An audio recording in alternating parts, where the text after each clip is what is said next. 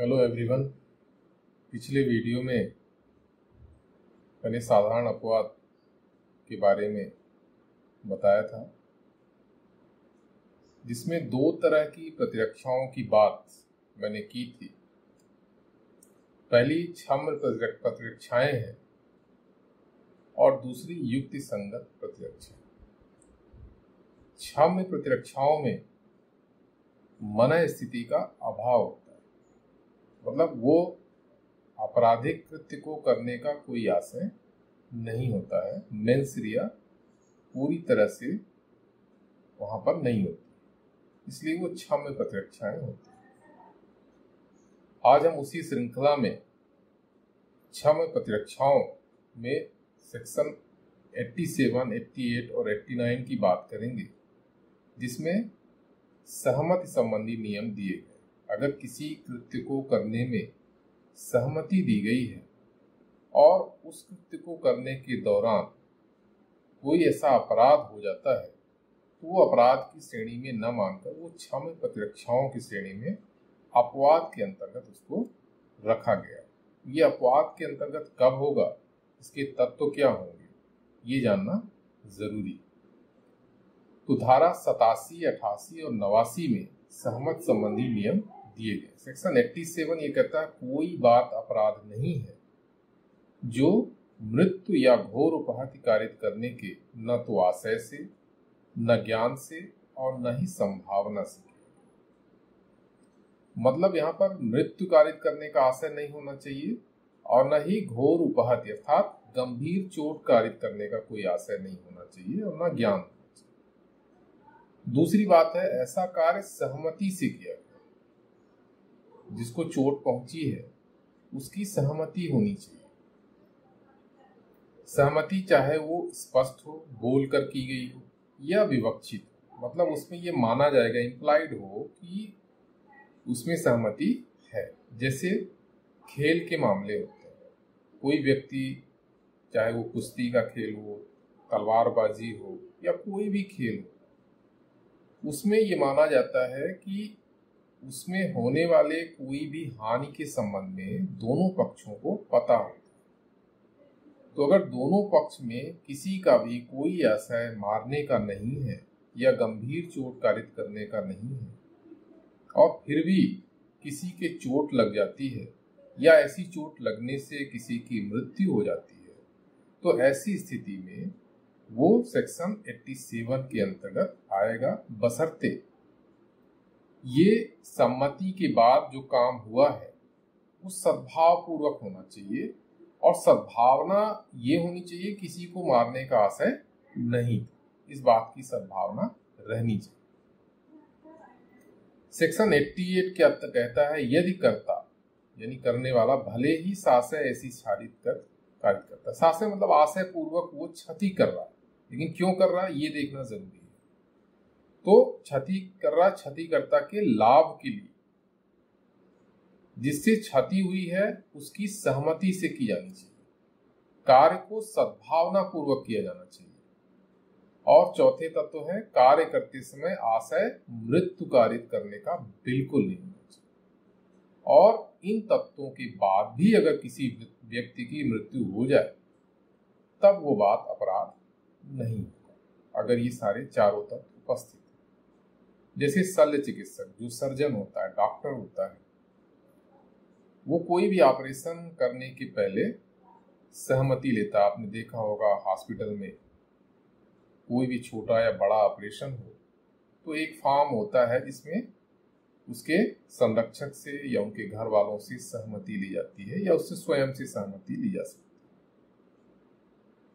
तो ऐसी स्थिति में अगर वो सद्भावना पूर्वक काम कर रहा है उस व्यक्ति को बचाने के लिए या उसके किसी ऑपरेशन को सफल करने के लिए, और उसमें उसकी उपेक्षा या लापरवाही नहीं है, तब ऐसी स्थिति में सेक्शन 88 का लाभ उसे मिलेगा। और कोई व्यक्ति अगर इस तरह की बहुत सारी शिकायतें आजकल आती हैं कि डॉक्टर ने ऑपरेशन किया, ऑपरेशन करने के दौरान उसने कोई कपड़ा छोड़ दिया, तो ये कपड़ा छोड़ना इसके अंतर्गत सेक्शन 88 का लाभ नहीं होगा, क्योंकि ये उपेक्षा और लापरवाही है। सेक्शन 88 का लाभ प्राप्त करने के लिए ये चारों तत्वों की उपस्थिति जरूरी है। पहला ये कि क्षतिकर्ता के लाभ के लिए वो काम किया गया हो, सहमति ली गई हो, कार्य को सद्भावना पूर्वक किया गया हो और मृत्यु कारित करने का आशय नहीं हो। अब सेक्शन 87 और 88 में अंतर क्या है? सेक्शन 88 कहती है कि मृत्यु के अतिरिक्त तो कोई भी क्षति कारित की जा सकती है। मतलब एक क्षति को बचाने के लिए अगर दूसरी क्षति हो गई है लेकिन उसमें सद्भावना होनी चाहिए, दूसरी क्षति कारित करने का आशय भी नहीं होना चाहिए। और सेक्शन 87 कह रहा है कि मृत्यु या घोर उपहति के अतिरिक्त कोई भी क्षति। सेक्शन 88 में उम्र का कोई उल्लेख नहीं है, जबकि 87 में उम्र का उल्लेख किया गया है। सहमति देने वाले की उम्र 18 वर्ष से अधिक होनी चाहिए, ये इसकी उम्र का उल्लेख।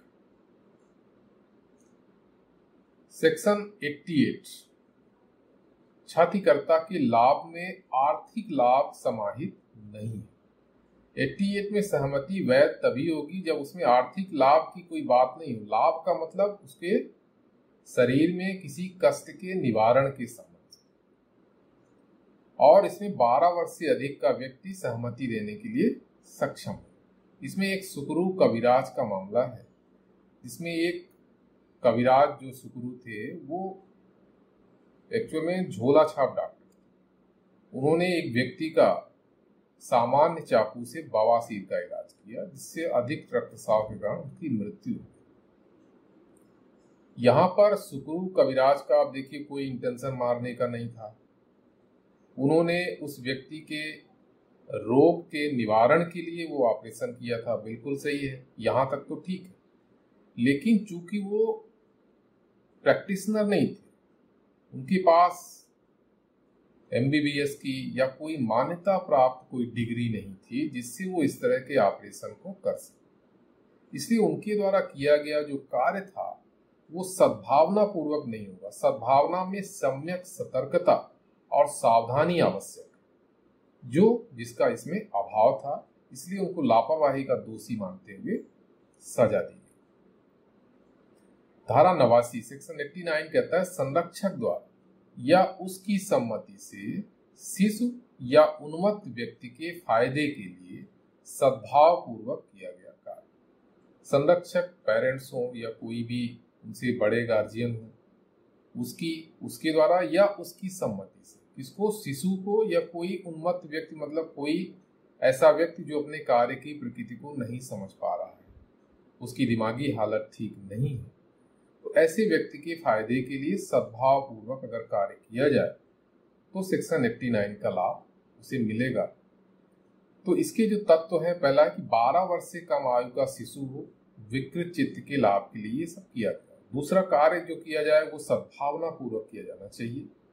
कार्य अभिभावक द्वारा या उसकी सहमति से हो, और सहमति जैसा मैंने बताया अव्यक्त या विवक्षित हो सकती है, बोलकर या समझदारी से, समझ से, कि एक दूसरे के आचरण से। विवक्षित मतलब एक दूसरे के आचरण से ये प्रकट हो कि उनके बीच में सहमति हो गई थी। परंतु इस अपवाद का विस्तार कब नहीं होगा? साशय मृत्यु कारित करने या उसके प्रयत्न पर नहीं होगा। दूसरा, मृत्यु या घोर उपहत के निवारण के लिए हो सकता है, इसके अलावा नहीं, या ऐसे किसी अपराध के प्रयत्न पर नहीं होगा या उसके दुष्प्रेरण पर नहीं होगा। अगर ये चीजें हैं मेंटल में, उसके मन में इस तरह की चीजें हैं, तो ये माना जाएगा कि उसके अंदर मेंसरिया है, मन स्थिति उसकी ठीक नहीं है, तो इस अपवाद का लाभ फिर उसको नहीं मिलेगा। यह धारा 12 वर्ष से कम आयु के शिशु अथवा विकृत चित्त वाले अभिभावक को अधिकार देती है कि वह शिशु या विकृत चित्त वाले व्यक्ति को अपहानि करने के लिए सहमत दे। अपहानि मतलब उसको कोई क्षति करने के लिए, किसी ऑपरेशन को करने के लिए सहमति। किसी ऑपरेशन को करवाना एक तरह से क्षति के निवारण के लिए की गई क्षति ही, तो यहाँ पर वो सहमति दे सकता है। परंतु यह आवश्यक है कि जो क्षति है, अपहानि है, सद्भाव में उसके लाभ के लिए दी गई, ये बहुत आवश्यक है। सेक्शन 88 और 89 में क्या है कि 88 के अंतर्गत क्षतिग्रस्त व्यक्ति की अपनी सहमति होती है, जबकि सेक्शन 89 के अंतर्गत जो बालक है, शिशु है अथवा विकृत चित्त वाले व्यक्ति की तरफ से अभिभावक सहमति देता है। यदि इस धारा की सभी शर्तें पूर्ण होती हैं तो कार्य अपराध नहीं होगा, भले ही इससे कोई क्षति कारित हो जाए। क्षति करने के लिए तो अब कोई ऑपरेशन किया नहीं जाता, लेकिन इसके बावजूद अगर हो जाती है क्षति, तब ये धाराएं आकर्षित होती हैं। जैसे का सद्भाव पूर्वक अपने शिशु के फायदे के लिए शिशु की सम्मति के बिना पथरी निकलवाने के लिए उसका ऑपरेशन कराता है। यह संभाव्य जानते हुए कि जो डॉक्टर है और जो ऑपरेशन होगा उससे मृत्यु तक हो सकती है, लेकिन वो ऑपरेशन क्यों करवा रहा है? पथरी निकलवाना जरूरी है, लेकिन ऑपरेशन से मृत्यु तक हो सकती है ये जानते हुए भी वो ऑपरेशन करवाता है। किंतु शिशु की मृत्यु कारित करने का उसका कोई आशय नहीं है। तो यहाँ पर ऑपरेशन के दौरान अगर शिशु की मृत्यु कारित हो जाती है तो वह जो अभिभावक है सेक्शन 89 के अंतर्गत संरक्षित होगा, का ने कोई अपराध नहीं किया, और जो डॉक्टर है वो सेक्शन 88 के अंतर्गत संरक्षित होगा, क्योंकि उसने सद्भाव पूर्वक शिशु के रोग को ठीक करने के लिए उसने ऑपरेशन किया था। यदि उसका कार्य सद्भाव पूर्वक अर्थात सम्यक सतर्कता और सावधानी के साथ किया गया है तो उसे सेक्शन 88 का लाभ मिलेगा और इस तरह से इस अपवाद के अंतर्गत उसको संरक्षित हो। सेक्शन 90 ये कहती है कि सम्मति क्या है। सम्मति जो है वास्तविक सम्मति, सही यानी सही सम्मति हम किसे कहें? तो यदि सम्मति भय या भ्रम के अधीन दी गई है, या तथ्य की भूल के कारण दी गई है, या चित्त विकृति या मत व्यक्ति ने दी है, या 12 वर्ष से कम किसी शिशु ने दी है, तो वो सहमति सही सहमति नहीं कहलाएगी। तो कुल मिलाकर यह जो सेक्शन 90 है ये सहमति को परिभाषित नहीं करता। ये धारा ये बताती है कि क्या सहमति नहीं है, और इस धारा के अंतर्गत सहमति का बचाव तब होगा वैध जब वह सहमति देने के योग्य व्यक्ति ने दी। तो निम्न प्रकार की सहमति स्वतंत्र सहमति नहीं है। यदि पहला अपहानि के भय में दी गई, अपहान मतलब चोट के भय में, किसी हानि के भय में दी गई, दूसरा तथ्य के भ्रम में दी गई हो, तीसरा शिशु या 12 वर्ष से कम के द्वारा दी गई, चौथा चित्त विकृति यानी पागल या उन्मत्त व्यक्ति द्वारा दी गई, और पांचवा मत्त व्यक्ति या मदिरा पान किए हुए व्यक्ति द्वारा दी गई। इसमें 2 मामले हैं। एक दशरथ पासवान का मामला है जिसमें एक व्यक्ति कम पढ़ा लिखा होता है, वो 5वीं फेल हो चुका होता है 2 बार, और उसकी पत्नी ज्यादा पढ़ी है, तो वो परेशान हो जाता है, बेरोजगार भी था। तो उसने कहा कि इस तरह से तो मेरा मर जाना ही ठीक है, लगता है कि मैं मर जाऊं। उसकी पत्नी ने कहा कि ऐसा मत करो, और अगर तुम्हें मरना ही है तो पहले मुझे मार कर दो। शाम को दोनों लेटे तो दशरथ पासवान ने अपनी पत्नी को कुल्हाड़ी से वार कर मार दिया, और इसके बाद अपने ऊपर उसने वार किया। तो अपने ऊपर वार करते समय परिवार के लोग आ गए और उसको बचा लिया, वो बच गया, जबकि पत्नी की मृत्यु कारित हो गई। यहाँ पर पत्नी की सहमति थी। पत्नी ने बार बार कहा था कि मेरी सहमति है, तुमको अगर मरना ही है तो मुझे मारे बिना नहीं मरना।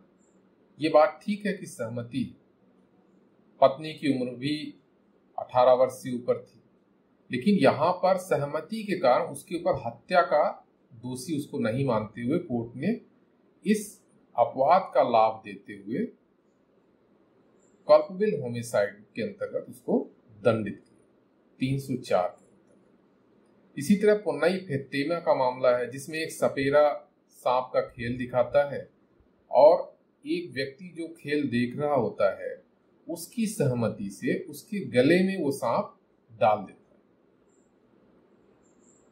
और वो व्यक्ति सहमति इसलिए देता है क्योंकि उसको ये पता होता है कि ये जो सांप है अगर ये काटेगा भी तो सपेरा मुझे बचा लेगा, या ये सांप जहरीला नहीं है।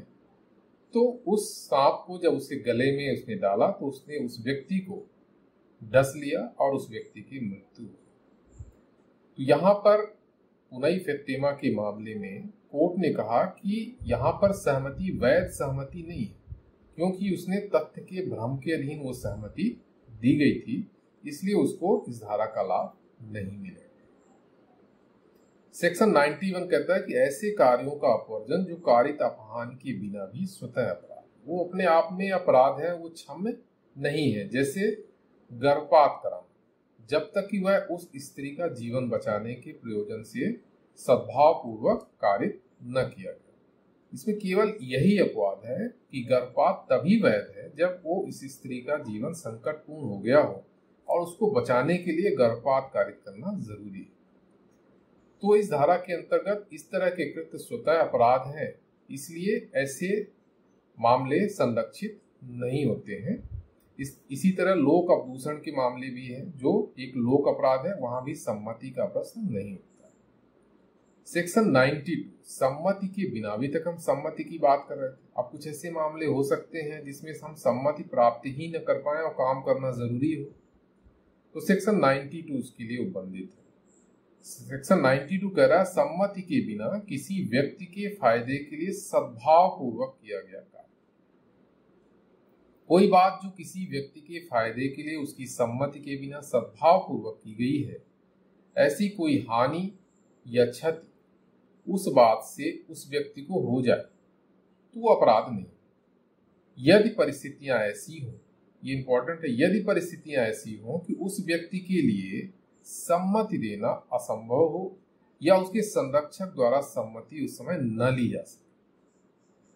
इसका विस्तार साशय मृत्यु कारित करने या उसके प्रयत्न पर नहीं होगा। दूसरा, मृत्यु या घोर उपहत्य या किसी घोर रोग हो या कोई अंग भंग हो उसके निवारण पर होगा, अन्य पर नहीं। ये चीजें ठीक करने के लिए होगा। स्वेच्छा चोट पहुंचाने पर नहीं होगा। और चौथा, ऐसा अपराध जिस पर अपवाद का विस्तार नहीं है, उसके दुष्प्रेरण पर नहीं। दृष्टांत इसमें समझेंगे आप तो ज्यादा समझ में आएगा। ये जैसे कोई एक्सीडेंट हो जाता है और एक्सीडेंट वाला व्यक्ति कोमा में चला गया या वो बोल नहीं पा रहा है, उसके अभिभावक से संपर्क करना असंभव है और उसको अस्पताल या डॉक्टर के पास ले जाया जाता है, तो ऐसी स्थिति में उसके जीवन से बढ़कर कुछ नहीं हो सकता और इस बात का इंतजार नहीं किया जा सकता कि उसके अभिभावक आए, सहमति दें, तब फिर हम उसका इलाज शुरू करें। इसलिए सेक्शन 92 में ऐसे मामलों को अपवाद के अंतर्गत लाया गया है और शल्य चिकित्सक या ऐसे व्यक्ति जो ऐसे जीवन को बचाने का कार्य करेंगे उनको इस धारा के अंतर्गत संरक्षित किया गया। जैसे कोई घोड़े से गिर गया, बेहोश हो गया, उसको डॉक्टर के पास ले गए तो डॉक्टर ने इलाज किया, इलाज करने के दौरान उसकी कुछ और चोट हो गई या मृत्यु हो गई, तो अगर कार्य सद्भाव पूर्वक किया गया है उसके जीवन को बचाने के लिए, तो इस धारा के अंतर्गत उसको लाभ मिलेगा। इसी तरह अगर कोई एक शिशु है जो घर में आग लग गई है और ऊपर से उस शिशु को फेंकना जरूरी है क्योंकि अन्य सारे रास्ते बंद हो चुके हैं और नीचे कुछ लोग कंबल तान कर खड़े होते हैं जिससे उसमें उस शिशु को ऊपर से फेंका जाए, उससे जिससे उसका जीवन बचाया जा सके। लेकिन संभवतः उस कंबल में उस शिशु के ना आने से उसकी मृत्यु भी हो सकती है। तो ऐसी स्थिति में वो फेंकने वाला और वो नीचे जो कंबल तान कर खड़े हैं, ये सारे लोग इस धारा के अंतर्गत लाभ प्राप्त करने के अधिकारी होंगे अगर कोई ऐसी दुर्घटना हो जाती है। तो सेक्शन 92 का जो उद्देश्य है वो चिकित्सा व्यवसायियों को उन परिस्थितियों में सुरक्षा प्रदान करना है जब वे किसी रोगी की जिंदगी बचाने के लिए कार्य करते हैं। 93 सद्भाव पूर्वक दी गई सूचना। शल्य चिकित्सक अगर किसी गंभीर रोगी को जिसकी मृत्यु होने के चांसेस बहुत ज्यादा हैं उसके घर वाले को सूचना देता है तो और उसके घर वाले को कोई दिक्कत होती है क्योंकि अचानक झटका लगने से, स्ट्रोक होने से उस व्यक्ति की मृत्यु भी हो सकती है, तो यहाँ ऐसी स्थिति में सद्भाव पूर्वक अगर सूचना दी गई है तो सेक्शन 93 का लाभ मिलेगा। सेक्शन 94 कहता है वह कार्य जिसको करने के लिए कोई व्यक्ति धमकियों द्वारा विवश किया। किसी व्यक्ति को अगर धमकी दी गई है तो ऐसी स्थिति में कोई बात अपराध नहीं है यदि व्यक्ति धमकियों के तहत विवश किया गया हो जिसमें उसे तत्काल मृत्यु की संभावना, ये बहुत इंपॉर्टेंट लाइन है, जिसमें उसे तत्काल मृत्यु की संभावना है। तो ये अपवाद कब इसका लाभ नहीं मिलेगा? जब हत्या या मृत्युदंड से दंडनीय मामले हो, ऐसे मामले में इस धारा का लाभ नहीं मिलेगा। राज्य के विरुद्ध मामला कोई हो, या इच्छा से किया गया हो, या धमकी में तत्काल मृत्यु का भय नहीं हो, तो इस धारा के अंतर्गत का लाभ, अपवाद का लाभ नहीं मिलेगा। यह अपवाद किसी अन्य की हत्या की अनुमति कतई नहीं देता है। जैसे किसी व्यक्ति के ऊपर बंदूक लगाकर उससे कहा जाए कि तुम दूसरे व्यक्ति को गोली मारो, तो यहाँ पर अगर वो व्यक्ति दूसरे व्यक्ति को गोली मारता है तब भी इस धारा का लाभ नहीं मिलेगा, क्योंकि प्रत्यक्ष रूप से किसी भी व्यक्ति को हत्या करने की अनुमति नहीं दी जा सकती है। सामान्य अपराध से भी छूट तभी संभव है जब स्वयं को मृत्यु की तत्काल संभावना। एक इसमें उदाहरण दीजिए, जैसे संपत्ति किसी व्यक्ति की रख ली और उससे कहा कि जाओ काकर लूटो, तो का को उसने लूट लिया, तो यहाँ पर अपराध क्षम्य नहीं होगा। उसका रीजन ये है कि तत्काल मृत्यु की आशंका नहीं थी, क्योंकि उसको भेज दिया लूटने के लिए, वहां पर उसके ऊपर गन पॉइंट नहीं रखा हुआ था, मतलब तत्काल मृत्यु की संभावना उसको नहीं थी, इसलिए इसका लाभ नहीं मिलेगा।